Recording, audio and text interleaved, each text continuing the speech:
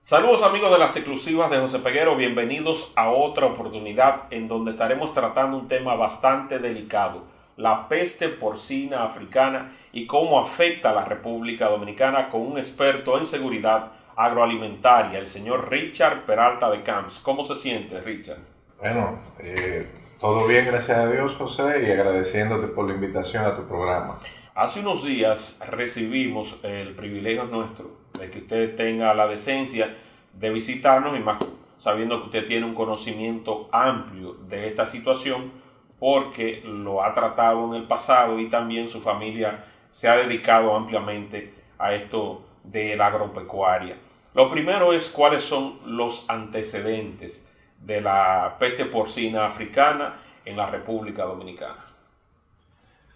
Bueno, sí, yo creo que sería bueno, José, para edificar debidamente a tu público, explicar que la peste porcina es una enfermedad muy agresiva, es una enfermedad eh, que fue identificada por primera vez en Kenia, en el África subsahariana, en 1910.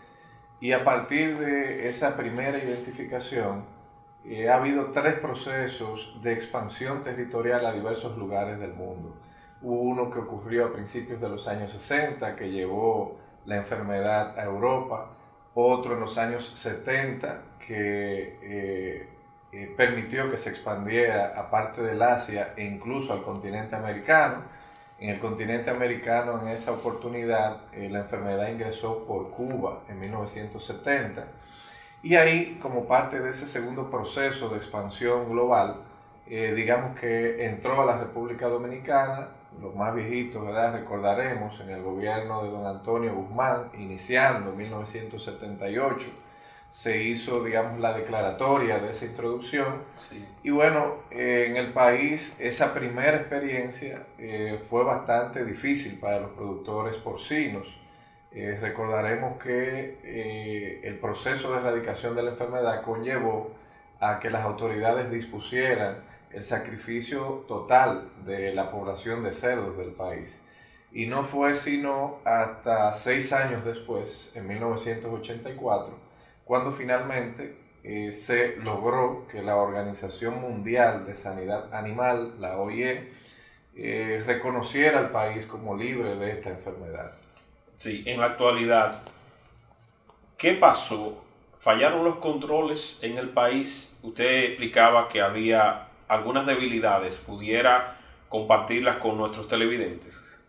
Sí, mira, para que la gente entienda bien esas debilidades del servicio cuarentenario que nosotros hemos explicado, que fueron causa fundamental de la introducción de la enfermedad, quizás hay que hacer un pequeño zoom previo a las características que tiene el virus que causa la enfermedad. ¿Cómo cuáles? Mira, ese virus es un virus de una alta complejidad genética. Al día de hoy, No hay una vacuna todavía. sí, efectivamente, pero parte del tema es que al día de hoy a nivel mundial se han identificado y caracterizado desde el punto de vista molecular 24 tipos genéticos de virus, es decir, hay 24 cepas identificadas, la mayor parte de las cuales tienen una alta patogenicidad, es decir, se transmiten con mucha facilidad Super fácil. y al mismo tiempo tienen un nivel de mortandad altísimo. O sea, las cepas más virulentas, que son las tradicionales de la peste porcina africana,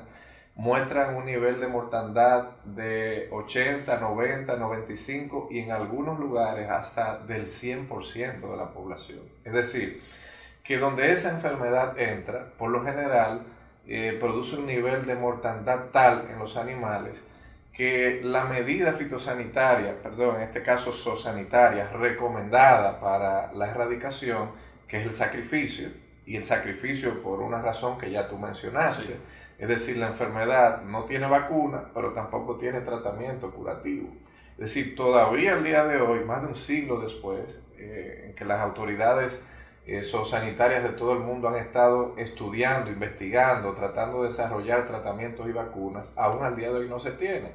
Por consecuente, por vía de consecuencia, lo que se produce es, lo que se ordena es un proceso de eliminación, de sacrificio sanitario de esos animales que están en zonas infectadas. Entonces, ese proceso de sacrificio, imagínate, implica una pérdida cuantiosa, no solo para las granjas formales, digamos las granjas tecnificadas que tienen sus medidas de bioseguridad y que, digamos, tienen médicos veterinarios asignados y toman controles, sino también para las familias rurales en general. Mucha gente que vive de esto. Pero que es su alcancía, básicamente. Sí, sí, o sea, tradicionalmente eso se ha reconocido en términos de la sociología rural. La pequeña producción de cerdos en traspatio, pequeños criaderos de traspatio, es una especie de alcancía. La gente cría los cerdos para en un momento determinado, ya sea en diciembre, en otra época del año, digamos, contar con un dinerito que le permita resolver necesidades puntuales. Para que tú tengas una idea, José, solo la producción de cerdos anual de este país supera el 1.000.000 de cabezas. Wow. Y eso representa anualmente a precios de finca, de granja, alrededor de 8.000 millones de pesos. Una industria amplia. Claro, y con un gran impacto social.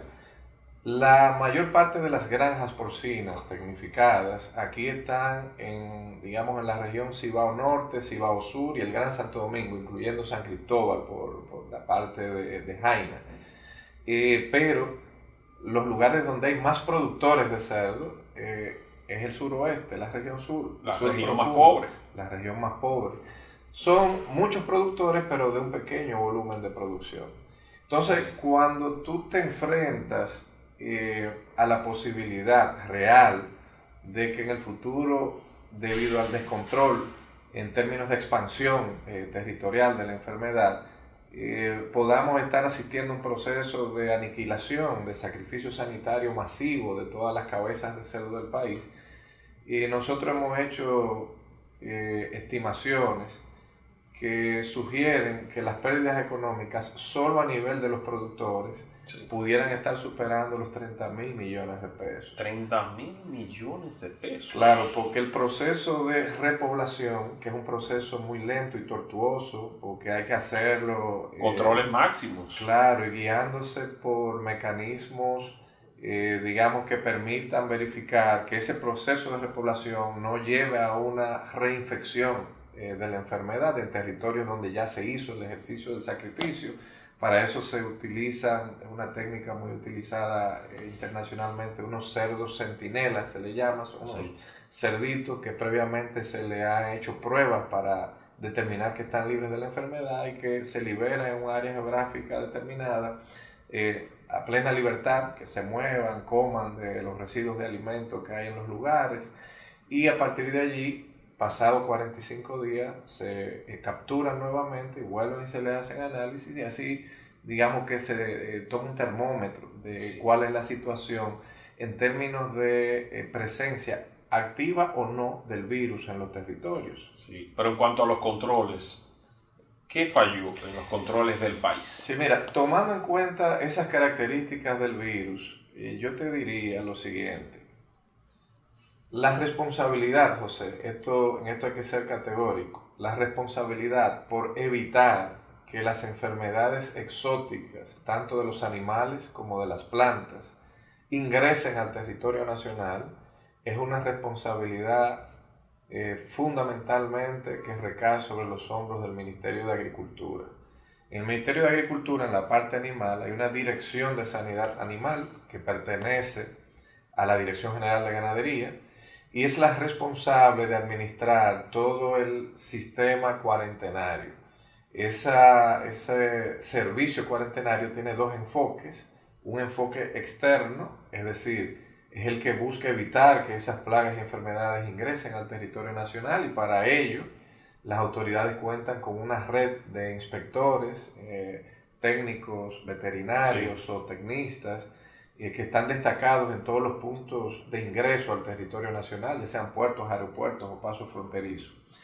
Y cuando entra una enfermedad de importancia cuarentenaria a un territorio, bueno, sin duda falla la primera línea de defensa, que es la de cuarentena exterior, y eso es una responsabilidad de las autoridades. ¿Pero qué mecanismo? Discúlpame para darte un dato que entiendo que es importante.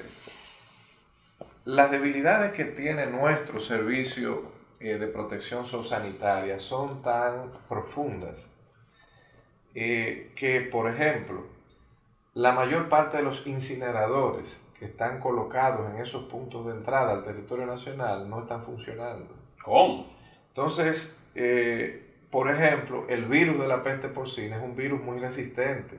Para poder inactivarlo, se necesita darle un tratamiento térmico de calor por encima de los 60 grados centígrados por al menos 30 minutos para poder inactivarlo. Y cuando yo te digo a ti que la mayoría de esos incineradores que están en los aeropuertos y en los puertos no funcionan, están dañados, ya con eso te lo estoy diciendo todo. Es decir, no importa que un inspector haga un decomiso de un artículo reglamentado, un producto cárnico que no debió ingresar y se le decomisa al pasajero o al importador, si al final no hay un mecanismo, como lo recomiendan los protocolos, para desechar e inactivar el virus, al final tú estás generando riesgos, la propia autoridad lo está Entonces generando. estamos bajo el riesgo de que no solamente llegue la peste porcina, sino de cualquier otra enfermedad que pudiera no solamente afectar los animales, sino de repente una plaga que pueda llegar al país. Pero tú acabas de dar en el clavo.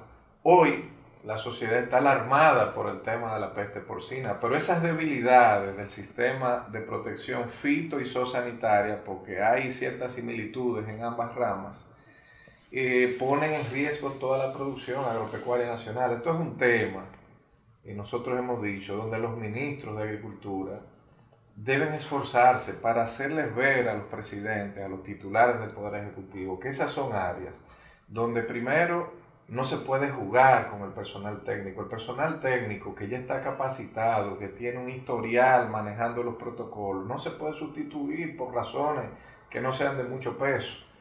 Y segundo, que son áreas a las que los estados tienen que darle todo el apoyo, dotarlo del personal, los equipos, los recursos económicos para que puedan hacer su trabajo.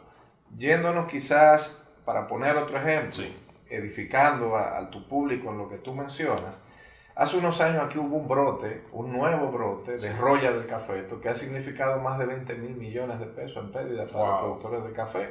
Y las hipótesis que se manejan son dos: que haya sido una mutación del virus que ya estaba en el 88 o que haya sido una nueva cepa que llegó al país bajo ineficaces controles. Precisamente. Entonces, ese es un tema donde definitivamente ha habido una debilidad estructural del Estado Dominicano para dar respuesta al sector agropecuario en términos de proveerle una adecuada barrera contra esas enfermedades exóticas. Pero nos vamos más allá. La primera barrera de defensa es esa cuarentena externa, es que no ingrese la enfermedad. Sí. Pero una vez ingresa, José, los protocolos ordenan que haya una rápida detección de la enfermedad, y que se tomen las medidas de acordonamiento sanitario para evitar que haya una propagación en términos territoriales. Ese es el segundo enfoque de la cuarentena interna. Pero se ha visto que esto se expandió por prácticamente el territorio nacional. Mira, es lamentable porque yo interactúo con mucha frecuencia con nuestras autoridades en el sector agropecuario, pero la verdad tiene que ser dicha. La reacción de las autoridades a las primeras denuncias de muertes de cerdos, que son, si cualquiera la puede buscar en YouTube, en Google, en Internet, son de mediados de mayo. Y fíjate que todavía un mes y medio después, las autoridades que reaccionaron de manera no solo reactiva, sino lenta, todavía un mes y medio después, estaban diciendo, dando un diagnóstico errado, diciendo que era otro tipo de enfermedad. Entonces, otra cosa, el Laboratorio Veterinario Central, José, sí, que es el organismo que debe velar porque todo funcione correctamente. Claro, y que el sistema de vigilancia epidemiológica ante un brote como el que se presentó, Claro. la alarma de los productores por muertes masivas, rápidamente debió trasladarse a esos lugares, hacer una verificación clínica sintomática de los signos, y frente a esa alta mortandad era evidente que una de las posibilidades era la peste peste porcina. El protocolo implicaba tomar muestras rápidamente de sangre y biológicos, ¿verdad? También se utilizan, por ejemplo, muestras, biopsias de los riñones y de los pulmones, pero con sangre hubiese sido suficiente y enviarlas, ya que en el país nuestro laboratorio veterinario central no tiene la capacidad de hacer la prueba. Óyeme, entonces es un laboratorio que no analiza. Sí, pero tiene el personal y muy calificado, debo decirlo, pero no tiene apoyo, volvemos a lo mismo. Es un tema de falta de un apoyo mínimo en términos de equipamiento, de reactivos, para que ellos pudieran realizar esos diagnósticos aquí, las pruebas. Y al final hubo que enviar esas muestras con mucho retraso, enviarlas a Estados Unidos, y ya hemos visto lo que ha ocurrido. Pero primero se anuncia que está presente en 2 puntos del territorio nacional, específicamente Montecristi y Sánchez Ramírez, y pocos días después se amplía a 11, 2 o 3 días después se amplía a 14, es decir, realmente en esa segunda barrera de defensa zoosanitaria, que es el acordonamiento, la contención, tampoco se ha sido efectivo. Y algunos amigos míos, digamos, se molestan cuando uno da algún tipo de declaración en este sentido, pero la verdad tiene que ser dicha. No se puede tapar el sol con un dedo. Ese es otro tema en que las autoridades también han sido parcas. Hoy, por ejemplo, hoy mismo, yo participé en una reunión organizada por la FAO con técnicos de muy alto nivel para analizar este tema de la peste porcina. Y frente a determinadas preguntas, por ejemplo, si ya se había determinado por dónde había ingresado, había un silencio absoluto, y ahí estaban las autoridades zoosanitarias de nuestro país. O sea, todo se ha manejado de forma no solo ineficiente, sino con mucha oscuridad, sin querer transparentar la información. Claro. Lo peor y sin eso no se puede rastrear el posible foco importante de contaminación. Claro. Fíjate que esa investigación epidemiológica es vital para tú poder tomar medidas certeras de contención. Aquí se manejan 2 hipótesis. Una de ellas es que la enfermedad ingresó por Haití, que dada sus debilidades también, probablemente todavía no sepa que tenga la enfermedad. Pero mira, Haití como desautorizó entonces que se importe cerdo desde la República Dominicana. Esas son de las cosas que uno las escucha y mira para arriba. La segunda hipótesis, José, es de que la enfermedad haya ingresado, como te expliqué ahorita, a través de esos alimentos, productos cárnicos que vienen en los aviones particularmente o en los cruceros, y que debido a la no disponibilidad del cuerpo de inspectores de esos mecanismos de eliminación y disposición final con condiciones de bioseguridad, se haya podido generar el brote a partir de ahí. Yo particularmente, eso está por verse, creo que la primera hipótesis es la más probable. Por una razón sencilla.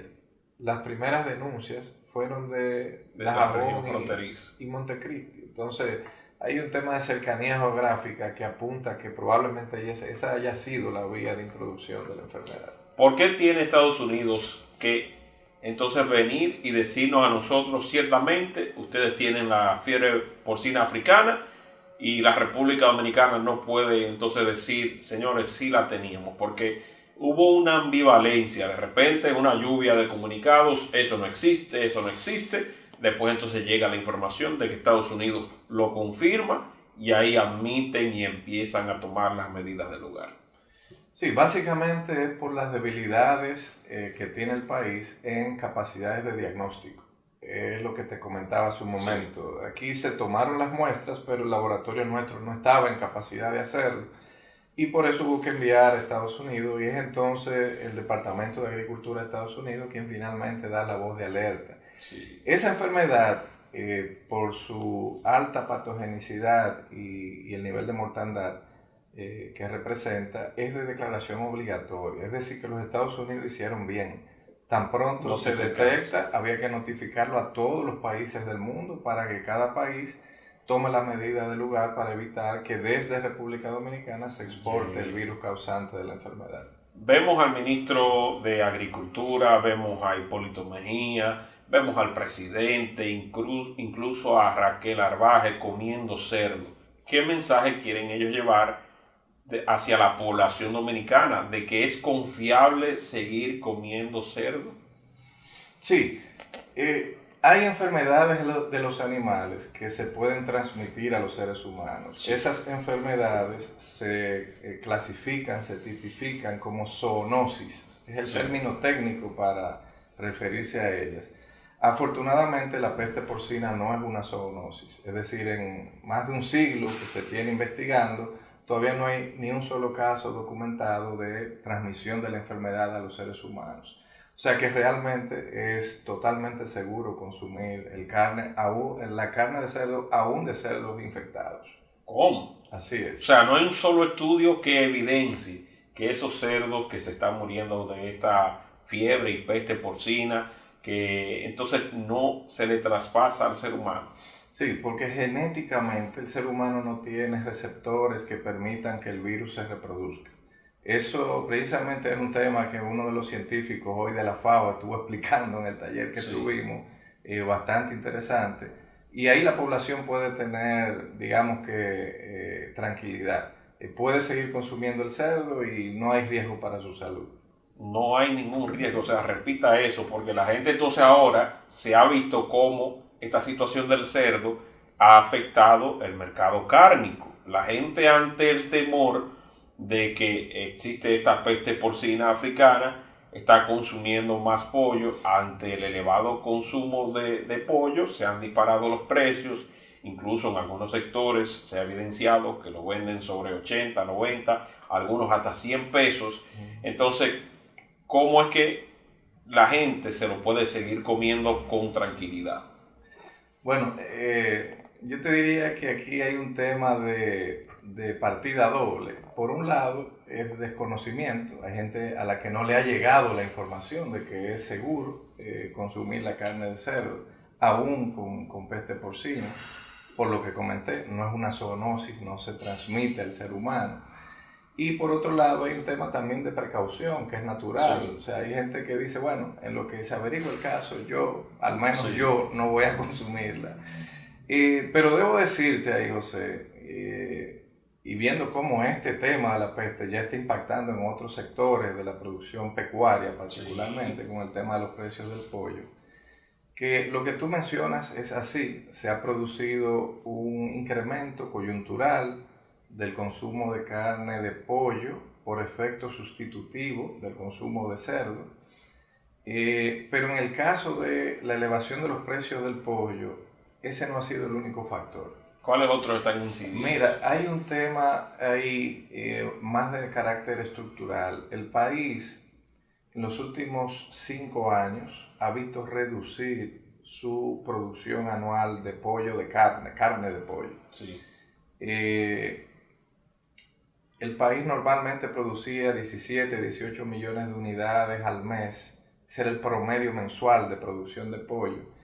Y el año pasado incluso llegó por primera vez en 6 años a estar por debajo de los 16 millones de unidades. Okay. O sea, que no se está supliendo la demanda. Sí, hay un tema también de oferta. Hoy en día, si se revisan las cifras del año 2020, hablo de cifras oficiales, sí. El país técnicamente dejó de ser autosuficiente en pollo, a pesar de que tiene capacidades instaladas. Es decir, la industria avícola nacional tiene capacidad instalada sobre las 20 millones de unidades mensuales. Sin embargo, esa caída de la producción, debido a múltiples factores, ha implicado que el país hoy esté produciendo alrededor del 95% de la demanda nacional. Es decir, o sea, que se está quedando corto. Se está quedando corto y, bueno, se está supliendo de forma complementaria con importaciones. Eso, digamos, es un fenómeno que se ha producido y se ha profundizado en los últimos 3 años. Antes de eso, si tú revisas las estadísticas, el país era perfectamente autosuficiente. Pero además también ha coincidido con un incremento en la presencia de los turistas. Y con estos planes todo incluido, de repente esa demanda que estaba casi raya con raya, al abrirse al turismo, esa demanda se incrementa y tiene que haber por un lado un hueco, y eso es lo que está ocurriendo ahora. Con este mismo tema de la peste porcina, ¿se está manejando adecuadamente el término de la liquidación a las personas que tienen pequeños criaderos y los grandes criaderos para que procedan a sacrificar esos cerdos? ¿Se está manejando de forma adecuada esa parte? Sí, el gobierno anunció un mecanismo aparentemente expedito, aún está, digamos, en sus albores, está iniciando, son pocos los pagos que se han hecho todavía. Y uno de 30 millones en Cotuí, uno de casi 50 ¿no? Con otro conjunto de productores. Eso es lo que me ha llegado en materia de comunicación del Ministerio de Agricultura. Es así, el proceso todavía está iniciándose. Debo ahí señalarte que esa fue una medida muy oportuna, muy adecuada, porque cuando se anuncia un proceso de sacrificio de animales por razones sanitarias y no se implementan mecanismos de compensación económica, naturalmente el productor lo que hace es tratar de burlar los mecanismos. Lo esconde, los cerdos. Lo esconde, lo comercializa, lo saca de la zona, y eso contribuye a que se expanda territorialmente. Entonces, el sacrificio sanitario como medida de control tenía que venir necesariamente acompañado de un mecanismo de compensación económica. En este caso es el Banco Agrícola que está haciendo los pagos, y hay comisiones de técnicos que visitan las granjas, hacen un levantamiento de los cerdos sacrificados, y con ese informe es que se produce el pago. Ahí, digamos, la eficacia con la que se maneje ese mecanismo está aún por verse, porque estamos, como te comenté, un poco iniciando. Sí. Pero todo apunta a que sí, a que se va a manejar de forma adecuada. Y es una medida que hay que saludar. Fue correcta y se implementó bastante a tiempo. En las redes sociales vemos cómo productores dicen, sin hacerme ningún análisis, vienen aquí y me quieren sacrificar los cerdos. No lo están verificando. ¿Cuál es la realidad de esa parte? Bueno, debería hacerse un análisis para determinar si ciertamente esos cerdos tienen la peste porcina africana, o simplemente hay que hacer el sacrificio sin investigar. Fíjate, esto que te voy a decir es un poco duro para los productores, pero es la verdad desde el punto de vista técnico. Sí.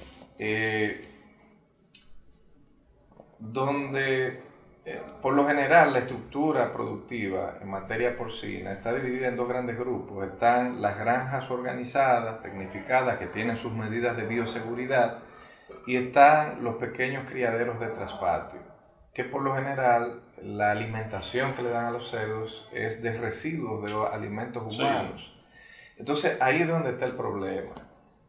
Cuando la enfermedad se detecta en un área geográfica, el protocolo manda que todos los criaderos de traspacio tienen que ser sacrificados, porque no hay forma de controlar la expansión de la enfermedad en esos puntos donde no hay ningún tipo de medida. Es diferente con las granjas tecnificadas. Ahí sí es mandatorio que hay que hacer análisis antes de tomar porque decisiones. Tienen más controles de... Claro, y tienen médicos veterinarios asignados, tienen medidas de control de bioseguridad para evitar que el virus causal de la enfermedad ingrese a las granjas, y obviamente ahí sí es mandatorio hacer esos controles. Sí. Wow. O sea que en este caso los que menos organizados están son los que llevan la desventaja. Llevan la de perder.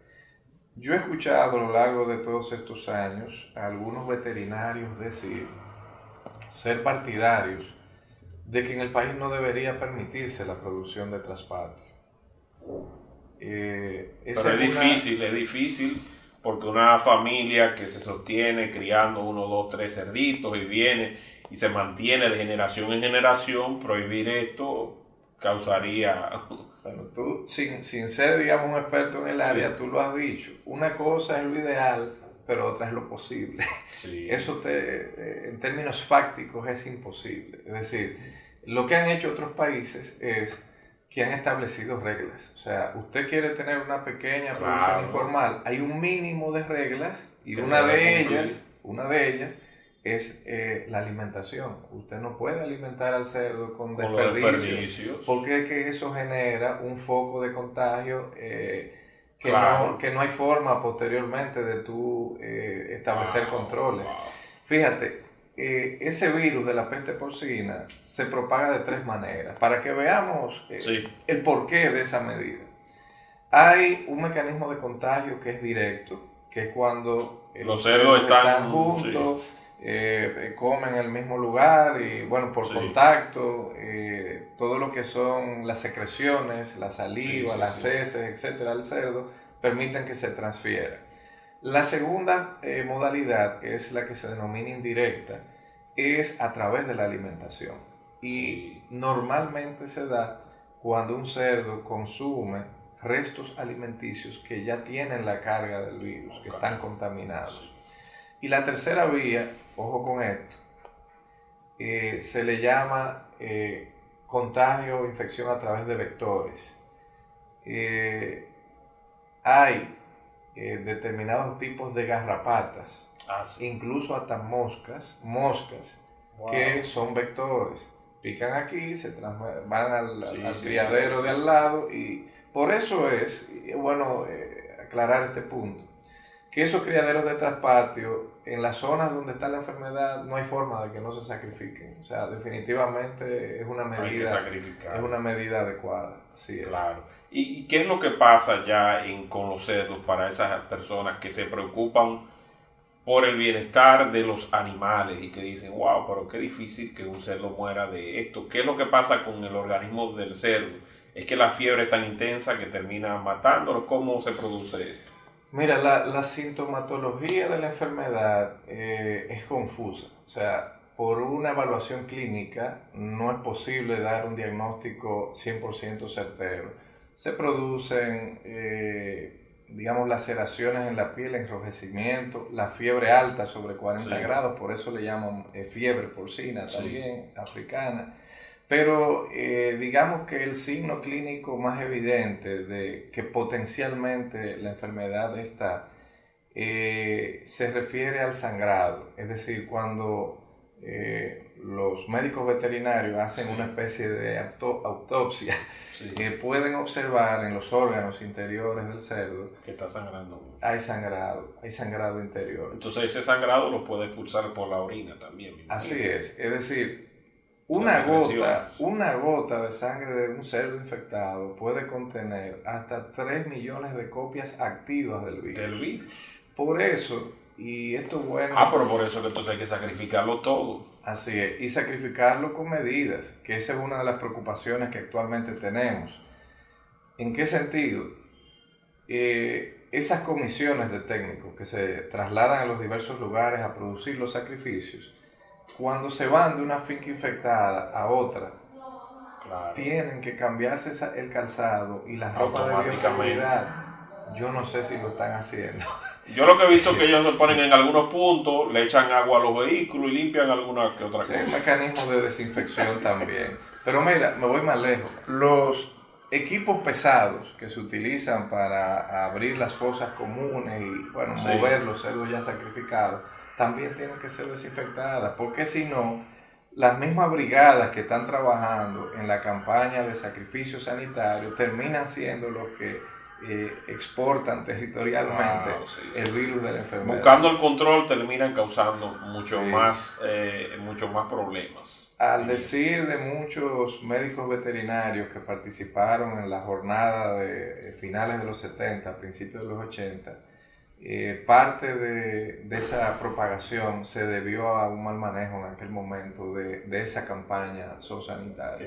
Entonces aquí yo pienso que es bueno hacer la advertencia a las autoridades para que tomen las medidas del lugar. Todas están en los protocolos. Hay un protocolo que está establecido en el Código Terrestre, así se llama, de la Organización Mundial de Sanidad Animal, que tiene todas las medidas que hay que implementar.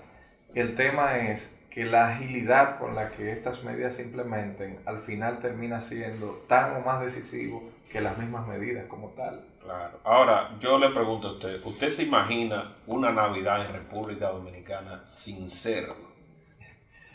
Bueno, hay cosas que Está fuerte eso. es mejor ni pensarlas. Ay, Dios mío, sin Espe- ese chicharrón, Espe- Nochebuena. Esperemos a ver, José, Ay, digamos ay, cómo ay. evoluciona el tema y ojalá, Dios mediante, ¿verdad?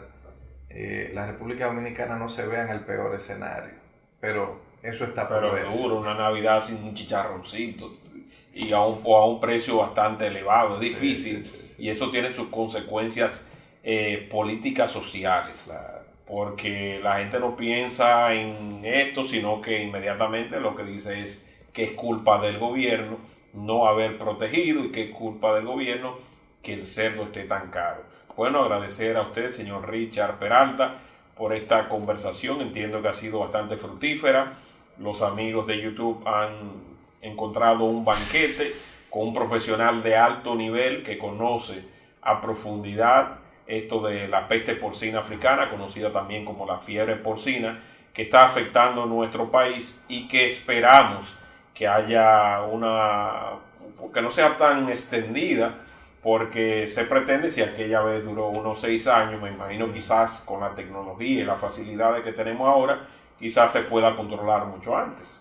Bueno, esperemos en Dios que así sea y bueno, agradecerte a ti, José, por la invitación. Estamos a tus Claro. órdenes cuando lo desees. No, claro, igual las puertas están abiertas para cuando haya cualquier novedad de urgencia que amerite ser aclarada ante la población dominicana, pues tengamos un profesional de primer nivel como lo es usted, quien nos sentimos agradecidos con su presencia por el hecho de que haya aceptado nuestra invitación a dar a conocer a fondo esta situación tan complicada. Así que reiteramos el agradecimiento y que siga teniendo éxitos a nivel profesional también. A sus órdenes, muchas gracias. Amigos, recuerden compartir y comentar este contenido para que tenga mucho más alcance, pero sobre todo para que la gente sepa la verdad sobre el tratamiento de la peste porcina africana.